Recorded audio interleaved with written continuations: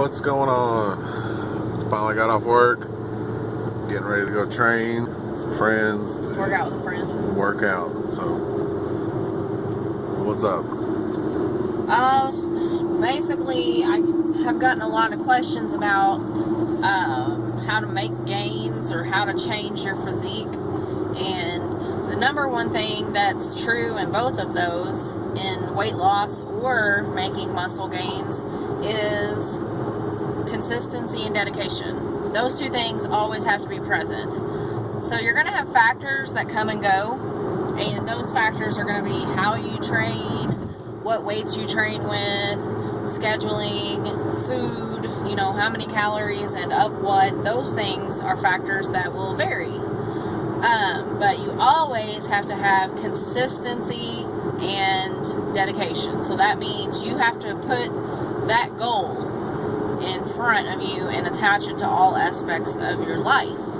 So when you go to work, just because you're going to work doesn't mean that you're not trying to be fit. That doesn't mean you get to eat donuts at work. So that mindset goes with you where you go. The second part to that equation is to show up. There will be days that you will not feel like performing. There will be days that the workout, that you were not as strong as you could be, didn't do as many reps as you should. But all of the days add up. You still go, you still put in your work. That's what I'm talking about with dedication and consistency. Now, the third part is applying both of those to your nutrition. I have done bulk where I add muscle, but you also do get some fat gain. I've done cutting, I've done maintaining, I've been through a weight loss transformation. Factors there, nutrition, there's never a time where you can eat whatever you want. It doesn't exist. I've been through all these phases, and when I have tried to eat whatever I want, you can to a certain extent, but it comes to a point where you have to follow biofeedback and listen to your body, because there is a shut-off point. And after that point, you do start storing fat.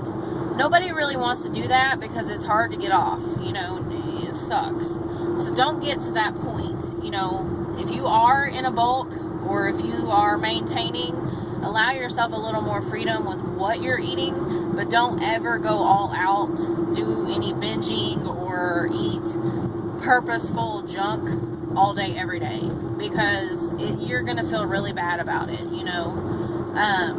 Just refeed, be mindful, and, know when it's okay to have that extra stuff. Know when it's okay to have extra carbs or whatever, and pay attention, because you don't want to lose what you've earned. It's not worth it at all. I don't know. How do you feel about it, Kev? Like you said before, consistency is the number one thing, and you got to make up your mind of what you want to do, because there's going to be a lot of people out there that are going to disagree with what you're doing or think that you're making the wrong choices. But at the end of the day, you just have to know yourself, know what you're worth, and know what you're trying to do. And honestly, I've been trying not to cuss, but honestly, just don't give a fuck what other people think. I've probably lost a lot of friends or lost the chances to have friends because I honestly don't fucking care about your opinion if it doesn't help me or doesn't, if it's going to neglect what I'm trying to do. And another thing is I'm not afraid to call people out on their bullshit. This industry and life, you're going to have a lot of people just trying to feed you a bunch of bullshit. And if you can siphon through that and see through it and get past it, you'll be a lot better off. So you have to get to this point where you're in tune with your body and mind all at the same time. So there's a big connection going, and you can feel that connection. I always talk to you about mind and muscle connection, and it's real. And the same thing is with food. If you're truly connected and you know what the process entails, and everybody has it in them, but we just don't want to do it sometimes, you can actually get by without ever tracking a food. But you shouldn't do that until you're ready for that. You know, I use macros, but I live by macros. However, right now in this cut, I have gotten so in tune with my body that I know what I need from hour to hour. You have to listen. It's a science project. You know, if you were doing a science project, would you pour the entire bottle of one chemical into the other and then just expect a miracle? No, because it's probably going to boil over, explosion. Similar situation with your body.